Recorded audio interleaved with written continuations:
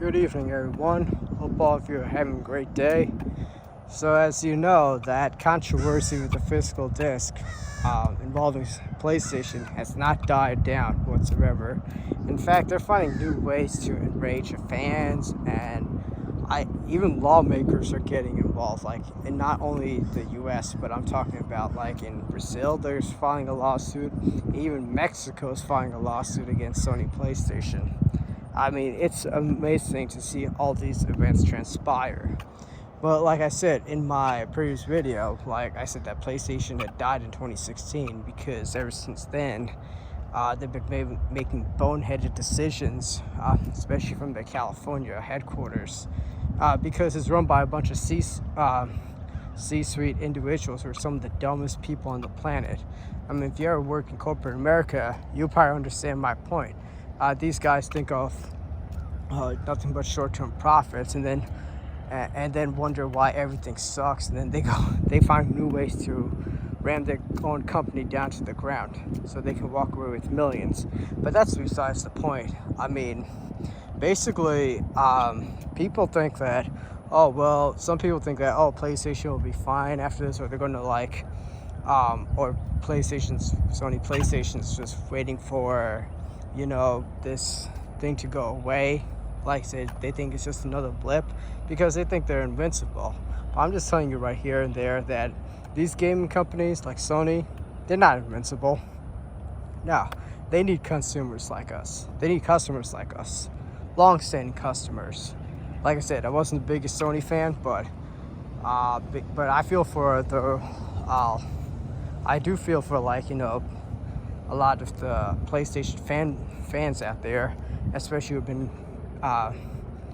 who've been betrayed by the latest news, especially with all their new updates, such as how they can deactivate your PlayStation account if because of their end user license agreement. And so let's just get started. Why it's not as we are. First and foremost,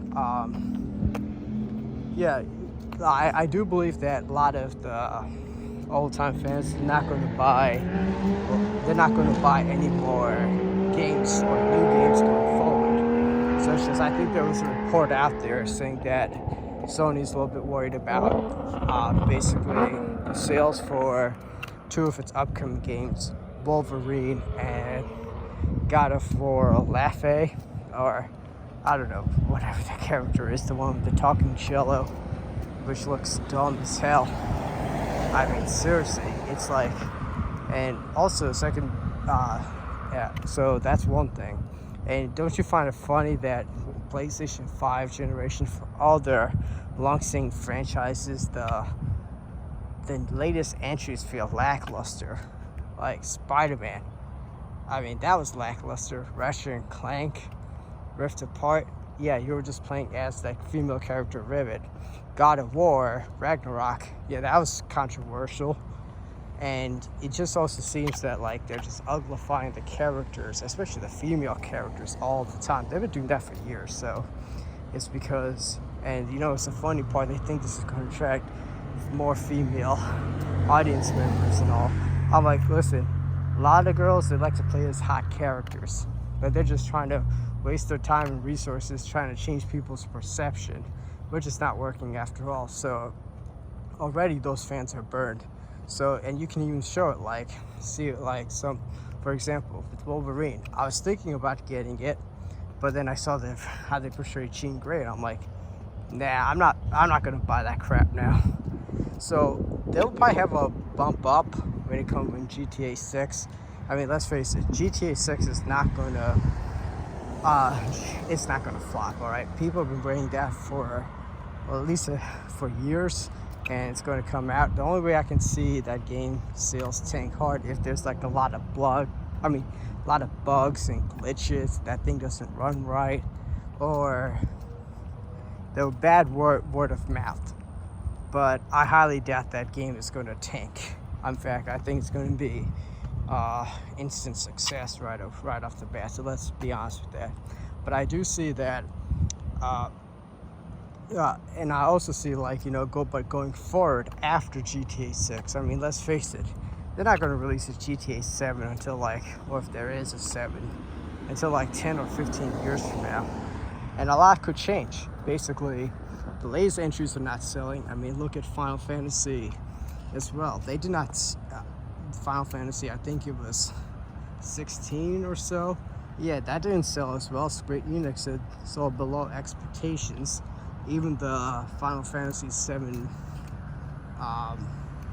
remake trilogy, like latest one, I think was 7 Rebirth, that the sales must have been so awful that they had to release them all on different platforms. So that says a lot, that the exclusivities are not going to help PlayStation 5 at all, because they had burned so many bridges.